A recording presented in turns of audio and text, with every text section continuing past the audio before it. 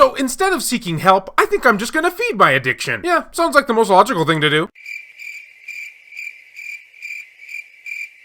And I'm gonna be doing it with the video. You all can be addicted with me. At least I'll have company. Greetings, fellow Vita fans. This is James with PS Vita at 2 a.m. coming at you once again with another exciting video regarding addiction. I think I'm being a bad influence. And if you're new here and love everything PlayStation Vita, don't forget to subscribe and make sure to leave me your thoughts and opinions down in the comment section below. So when it comes to the Vita, it has no shortcomings of very addictive games, despite the fact that mainstream gamers out there say that it doesn't have any games. We'll show them though. So bearing in mind here that we have such a large list of PS Vita games that are so addicting, and thus keep my OCD in check, what PS Vita games are you currently addicted to? What games do you keep playing despite the fact that you've already beaten them? Titles you just can't put down. I'd love to know down in the comment section. Okay, so here are my current obsessions. I'm gonna be using that word instead. Makes me feel better. Dariusburst Chronicle Saviors. Now, one thing that truly shocked me about this game is not only am I super obsessed with it currently at the moment, allow this meme to emphasize that, but also, according to YouTube's search algorithm, I have never once covered this PS Vita game on here. If you can trust YouTube's search algorithm. Yeah, I've been doing YouTube for well over 5 years now, and I've never talked about Dariusburst. So I guess there is no time like the present,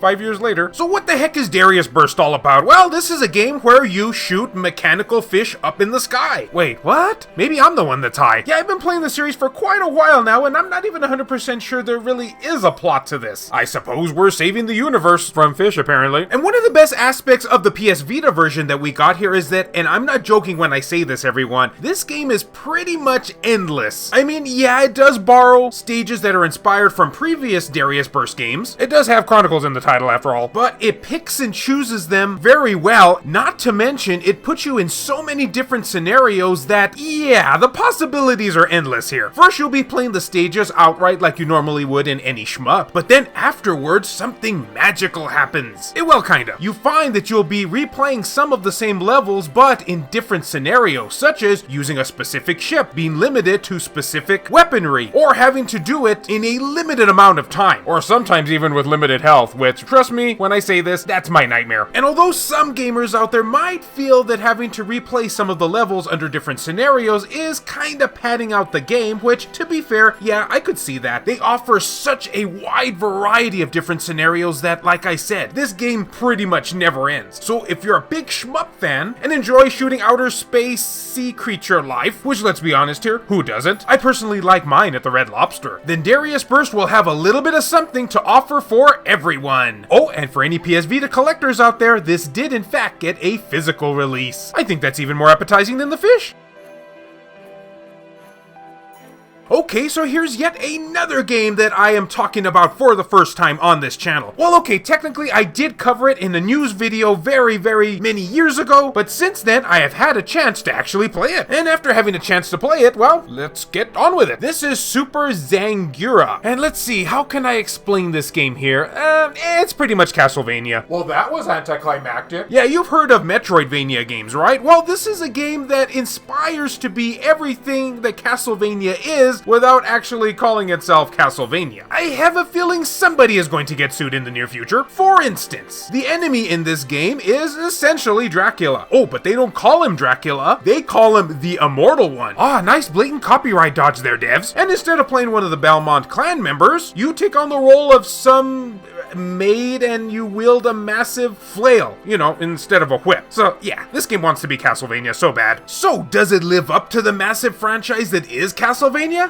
Not really, but it's still pretty fun. So as a maid, you will have to traverse a gauntlet of diabolical traps, undead enemies, because you know, and demons while trying to avoid getting peed on if you wish to vanquish the evils of the night. Yeah, you heard me right, that's actually a feature in the game. And let the following picture emphasize that. Whoa, I think we're getting a little bit too Japanese now here, aren't we? I don't know about you, but I'm in love already. And you will do this by unlocking doors and by finding the appropriate keys and navigating tricky platforms, all the while relying on your Morning Star to helicopter yourself to a safe location. So yeah, this is trying to be Castlevania as Castlevania can be. But I will say one thing, since we never actually got an exclusive Castlevania game on the PS Vita, or any other system for that matter, Thanks, Konami. this should filled that niche very well on this platform. Though I would highly recommend you checking out Bloodstained Curse of the Moon before playing this one. It's actually made by Castlevania series creator, and an actual Kickstarter that didn't go completely down the drain. At least not completely anyway. We never got the actual main Bloodstained game, but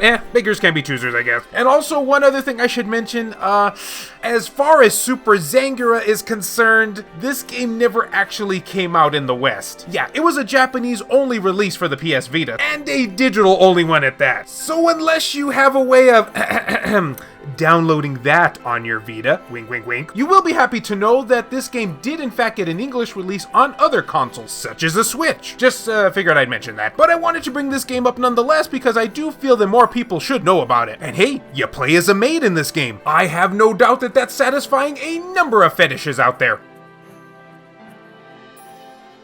Oh, and speaking of fetishes, well, this next game is probably going to satisfy a lot of fetishes out there as well. Oh, come on, guys, you know it's true. This is Skullgirls, second Encore. So, okay, first we had a shmup, then we had a Castlevania-like game. Now we're going to be doing an all-female fighting game. Well, for the most part, there are a couple of dudes in this. Not very true to its title there now, devs. So I'm sure as you probably have noticed at this point, this title in particular was heavily inspired by Marvel vs. Capcom 2. Yeah, the devs have fully admitted this themselves. Wait, admitted this? I don't think that's a word I just said there. So you play as, well, many characters because this is a fighting game. Then once you choose one of your said fighters, it's up to you to go through his or her storyline, all while facing a very cheap boss at the very end of the game. And yeah, when I say cheap, it's one of those SNK style cheap bosses. You know, the kind that don't even suffer from knockback. Yeah, we're going down that rabbit hole. Oh geez, thanks Skullgirls, you've just made my life 10 times more stressful. And the gameplay mechanics are pretty much Marvel vs. Capcom 2, or Street Fighter 2 if you prefer. You have your half circles, your quarter circles, your charge moves, all of them are present. Now when you take on story mode, you can only play as one character at a time, but if you choose to play multiplayer or online, which I'm not 100% sure is still functional with this game, I think it still is, you'll be able to do tag battles with other characters. And you know how the whole tag battle system goes. Once one character's health is reaching dangerously low, you can tag out to one of your fresher characters while they recover a little bit of life. And you can even call your partner in to do set additional damage to your enemy. And I'm happy to report that everything is smooth in this game. The soundtrack has that nice acid jazz going on for it with a cool downtown beat, which I just can't get enough of. The art style to this, as you can no doubt see, is just breathtaking. I just love these animations that come off the variety of characters in this. Insert your own waifu joke here now. And yeah, the combat is very solid, very responsive. So if you're looking for a fighting game, then look no further than Skullgirls. And unlike Marvel vs. Capcom 3 on the Vita, it's not just a juggle fest. I really wasn't a fan of that. Oh, and if you are in fact interested in picking up Skullgirls, just be aware, it does exist as both a physical and digital game. Ooh, the best of both worlds. Humana, humana, humana, humana, humana, humana.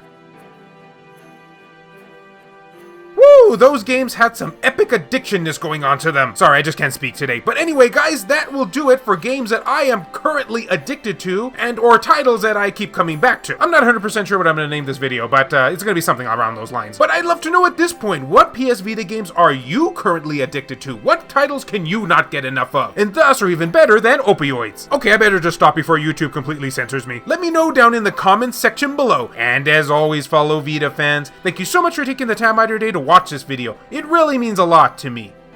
Love you all, and I'll see you next time.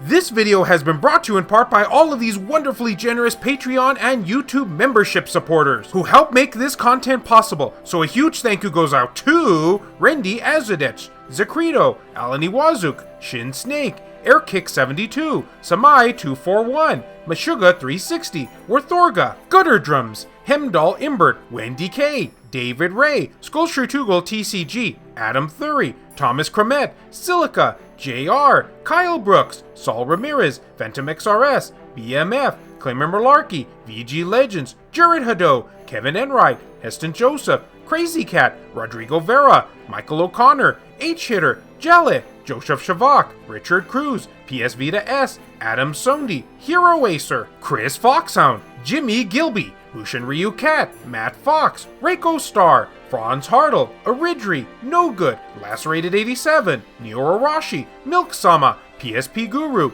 Jamie, Saban Fire, Mazgus, Tasha Monty, Eric DeWitt, Juan M. Hermosillo, That Bro, Kayonko, Hector Gonzalez, Buzz Sayin, Rizal Pliskin, 1488 Dental, Azumara, Nintendo Switch at 2 a.m., Donut Valley, Ricardo Martinez, and Cham Plow. If you would be interested in supporting the channel and having your name featured on the end credits of these videos, then make sure to check the links down in the video description below. Something just occurred to me. I said at the beginning of this segment that I was going to be using the word obsession instead of addiction, yet I forgot to do that. Yeah, sounds about on par for me.